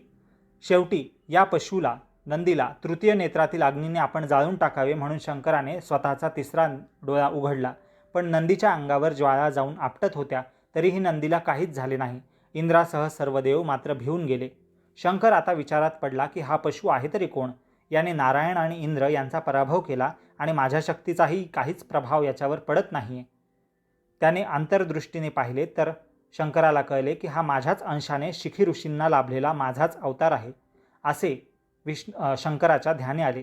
शंकराची सर्व शस्त्र त्याने अगदी सहज गिळून टाकली होती. तेवढ्यात नंदी म्हणाला की हे कैलासनाथा शंकरा, तुमची शस्त्र तुम्हाला मी परत देतो आहे. मग वाटले तर पुन्हा युद्ध करा, पण आपली शक्ती आजमावून. तेव्हा शंकर हसून म्हणाला की हे नंदिकेश्वरा, तू माझाच अंश आहेस. तुझे आणि माझे युद्ध कशाला पाहिजे? तुझ्यावर मी प्रसन्न आहे, तू वरदान माग. तेव्हा नंदी म्हणाला की वा वा, विहिरीने समुद्रावर उपकार करायला जावे, ग्रहाने सूर्याला तेज उसने द्यावे, स्फटिकाने हिऱ्याला हिणवावे, असे तुमचे बोलणे आहे. कल्पतरू आणि कामधेनू माझ्यापासून उत्पन्न झाली, तेथे तुम्ही आणखी मला काय देणार? मीच तुम्हाला काय हवे ते देतो. तेव्हा शंकर म्हणाला की बरे, तर तसेच होऊ दे, मी मागतो ते देशील का? तेव्हा नंदी म्हणाला की मी जर तात्काळ हो म्हणणार नाही तर त्रैलोक्यात माझी अपकीर्ती होईल, निंदा होईल. त्यामुळे तुम्ही जे मागाल ते मी नक्कीच देईन. तेव्हा शंकर म्हणाला की हे नंदी, तू माझे वाहन हो. तुझ्यावर बसून मी सर्वत्र संचार करीन, सर्वत्र फिरेन, त्रैलोक्याचा संहार करीन. त्यावेळी तुझीच शक्ती माझ्या अंगी येवो. नंदी म्हणाला की महादेवा, मला सतत तुमच्याजवळ राहायला मिळावे या हेतूने मी स्वतः सरस्वतीला तुमच्या जिभेवर बसवून हाच वरदान मागायला तुम्हाला प्रेरणा दे असं सांगितलं होतं. मी तुमचे वाहन होणार आहे. मी भाग्यवान खरा. आजपर्यंत मी अनाथ होतो. मी तुमचा पशु आणि तुम्ही माझे पती. हे वेदांनी वर्तवलेले भविष्य आता खरे ठरले. योग्यांना तप, यज्ञ, जप इत्यादिकांनाही जे ब्रह्म आकलन होत नाही, परब्रह्मस्वरूप समजत नाही, ते माझ्या पाठीवर बसणार आहे. यापेक्षा परमभाग्य ते माझे कोणते? शंकर म्हणाला की हे नंदिकेश्वरा, तू नित्य माझ्यासमोर प्रस्थापित होशील, म्हणजे जिथे जिथे मी असेल तिथे तुझीही वास्तव्य असेल. माझे दर्शन घेण्याआधी सर्व जग तुझे दर्शन घेईल आणि ते घेतलेच पाहिजे. तुला आधी स्नान घातले पाहिजे असा नियम होईल. बसवा हा 3 अक्षरी मंत्र म्हणणारा माझा सखा होईल. तू आणि मी एकरूप आहोत असे जो मानणार नाही तो अपवित्र आहे. काशीमध्ये तू नित्य माझ्या समोर राहा. हे बसवेश्वरा, नंदीश्वरा, काशीत मुक्तिमंडपात जे तुझी पूजा करतील ते पुण्यवंत राहतील. तू सर्व दिव्य वन भक्षण केलेस, त्यापासून उत्पन्न झालेल्या तुझ्या गोमयाचे भस्म करून मी ते भाळावर आणि सर्वांगी लावीन. म्हणजे तुझ्या ज्या दिव्य वन तू भक्ष केलेले आहेस, खाल्ले आहेस, त्या वनापासून जे शेण उत्पन्न होईल त्या शेणाला जाळून त्यातून ते गोमय म्हणजे शेण भस्म करून ते चितारूपी भस्म ते जे भाळावर आहे ते मी लावणार आहे आणि माझ्या सर्वांगावर लावत आहे. त्रैलोक्यात ते भस्म अत्यंत पवित्र समजले जाईल असं शिवशंकराने सांगितलं. नंदी आणि शिवशंकर यांची त्यावेळी इंद्रासह सर्व देवांनी पूजा केली. ही गोष्ट सांगून अगस्त्य मुनींना स्वामी कार्तिकेय म्हणाला की हे अगस्त्य मुनी, ही झाली नंदी म्हणजेच बसवेश्वर याची कथा. ही कथा वाचण्याने किंवा ऐकण्याने इष्टकामना इच्छा पूर्णपणे लाभतील, पूर्ण होतील. इति शुभम. ओम नमः शिवाय. काशीखंड या ग्रंथाचा 5वा भाग, 5वा व्हिडिओ इथे संपूर्ण झाला. 66 अध्याय 80 पैकी इथे संपूर्ण झाले. 67 अध्याय आणि त्यापुढील शेवटच्या 80व्या अध्यायापर्यंतचा शेवटचा व्हिडिओ, शेवटचा भाग, 6वा भाग आपण पुढील भागामध्ये प्रस्तुत करणार आहोत. हा 5वा भाग इथे संपूर्ण झाला. 66 अध्याय इथे संपूर्ण झाले. काशीखंडाचा 5वा भाग संपूर्ण. ओम नमः शिवाय. गुड रीडिंग चॅनलला सबस्क्राईब करा आणि पाहत रहा काशीखंडाचा उर्वरित शेवटचा 6वा भाग. याबरोबरच इतरही मराठी ग्रंथ जे आपल्या गुड रीडिंग चॅनलवर व्हिडिओज आणि प्लेलिस्टच्या स्वरूपात उपलब्ध झालेले आहेत, जसं की साई सच्चरित्र, गरुड पुराण किंवा गणेश पुराण, रामविजय, हरिविजय, नवनाथ भक्तिसार, दासबोध ग्रंथ किंवा सिद्धांतबोध ग्रंथ, अमृतानुभव, चांगदेव पासष्टी, भगवद्गीता या सर्व ग्रंथांचा मराठीमध्ये साधा सरळ शब्दशः अर्थ आपण वेगवेगळ्या व्हिडिओजच्या माध्यमातून प्रस्तुत केलेला आहे. हा ग्रंथ काशीखंड तुम्हाला कसा वाटला आणि यासारखेच इतरही ग्रंथ कसे वाटतात याचे व्हिडिओ जे आपल्या चॅनलवर उपलब्ध आहेत हे तुम्ही कमेंट सेक्शनमध्ये लिहून नक्की कळवा. याबरोबरच आरत्यांचे आणि स्तोत्रांचे, कवचांचे, अष्टकांचे अर्थ आपण काही प्रमाणात उपलब्ध करून दिलेले आहेत. गुड रीडिंग चॅनलवर व्हिडिओज आणि प्लेलिस्टच्या माध्यमातून तुम्ही नक्कीच गुड रीडिंग चॅनल असं यूट्यूबच्या सर्च बारमध्ये सर्च करून तिथे आपल्या चॅनलच्या होम पेजवर किंवा व्हिडिओ सेक्शनमध्ये जाऊन अथवा प्लेलिस्टमध्ये जाऊन पाहू शकता. बेल आयकॉनला क्लिक करा म्हणजे येणाऱ्या व्हिडिओची नोटिफिकेशन्स तुम्हाला प्राप्त होतील आणि कोणतेही व्हिडिओज मिस होणार नाहीत. तुम्हाला हे प्रयत्न कसे वाटतात? आपल्या मराठी ग्रंथांना किंवा भारतीय ग्रंथांचा कथासार थोडक्यात समजून घेताना मराठी भाषेत तुम्हाला काय अनुभूती होत आहे ते शेअर करायला विसरू नका. आणि हा व्हिडिओ आवडत असेल यासारखेच व्हिडिओ तुम्ही आपल्या आप्तपरिचित मित्रपरिवाराला शेअर नक्कीच करा, ही विनंती. पाहत रहा गुड रीडिंग चॅनल. काशीखंडाचा 5वा भाग, 66 अध्याय एकूण इथे संपूर्ण झाले. शेवटचा 6वा भाग काशीखंडाचा उर्वरित अध्यायांचा भाग 67व्या अध्यायापासून, ज्यामध्ये दक्षयज्ञाची कथा सुरू होणार आहे, सतीची कथा, ती तुम्ही ऐकणार आहात. आणि इतरही कथा, उर्वरित कथा काशीखंडाच्या 6व्या शेवटच्या भागात आपण सादर करत आहोत. या पुढील भागात काशीखंड 5वा भाग संपूर्ण. ओम नमः शिवाय.